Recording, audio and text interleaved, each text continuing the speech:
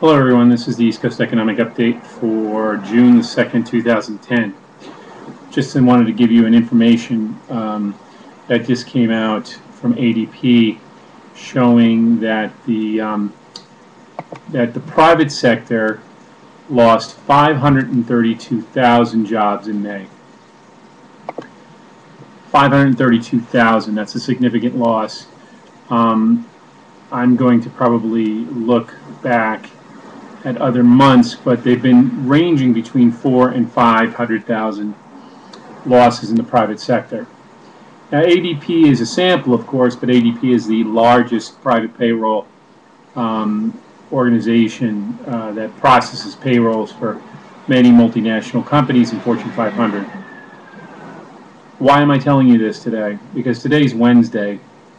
In 2 days, Friday, the government unemployment rate will be offered to you, and it will once again show you the sham of the Census Bureau increase, most likely.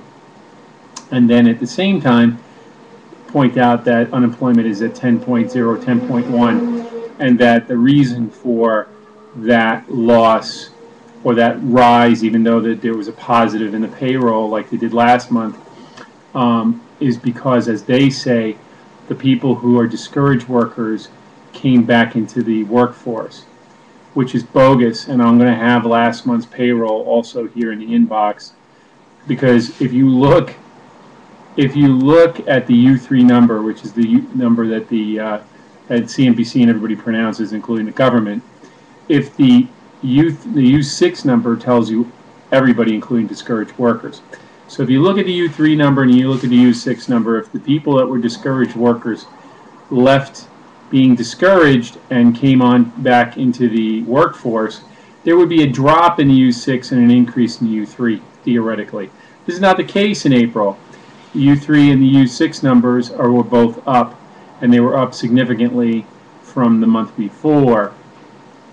So I'm probably predicting, and it's a prediction with a small p, not that I know, that we're going to have a 10.1 or a 10.2 number with a positive payroll of somewhere in the 200,000 for the U3, which 60% of that is going to be the census. Now, also, I've also put in the box here, in the info box, Carl Denninger had a very interesting thing about how the Census Bureau is allowing people to work less hours and get paid for a 40-hour week.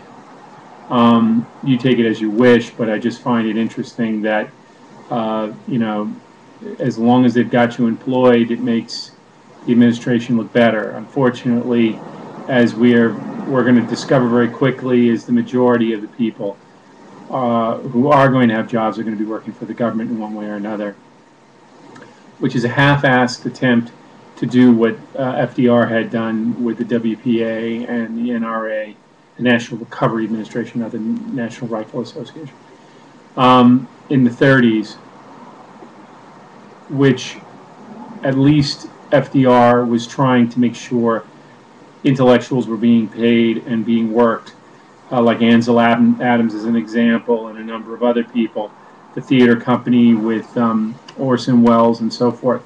Why? Because upper middle class educated people, especially artists, make excellent communist infiltrators. So that's why FDR was motivated by preventing a coup d'etat in his own government, either by the fascists or by the communists. And that's why FDR was motivated to get the NRA and the WPA working. Barack Obama is not, and I don't like to speak about Barack Obama in a negative way, only because it's unfair, because it's not him.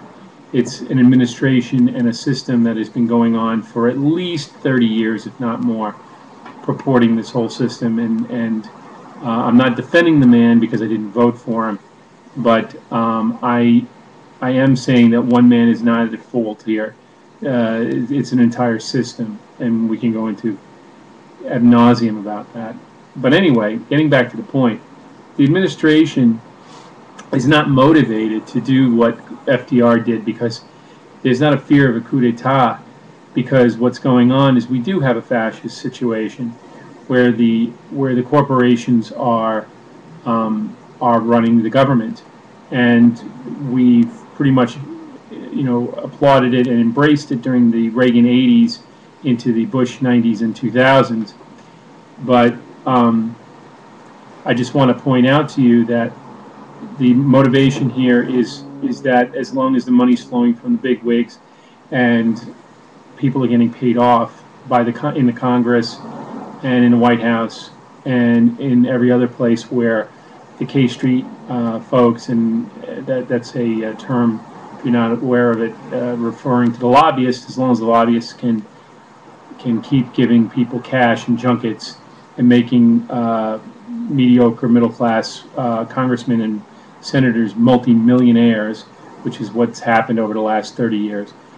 You will have people who are uninterested in the demos, in the people who are their constituents. So I'm just leaving that with you.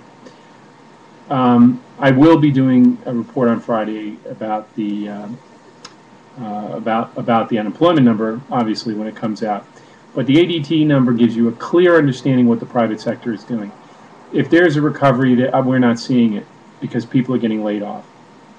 And people are getting laid off in large numbers in the middle of summer, which historically the middle of summer and around Thanksgiving to Christmas time or New Year's is when they don't lay people off. Although institutions do, because the new budget cycle starts in July for most universities and for most governments, for most states anyway. So that's just something that you might want to consider in the sense that people are being laid off not because they're trying to downsize, but because the private sector is, for all intents and purposes, trying to shed jobs to save money, to stay in business. And that is really what's going on. So you're going to start, I think the web bots, maybe, somebody said that the web bots are 60% right. I think this is one of the 60% rights therein. I think that the realization of unemployment, even for the mainstream media, is going to be unavoidable. So I leave you with those few items. Good day, and we'll see each other on Friday. Peace.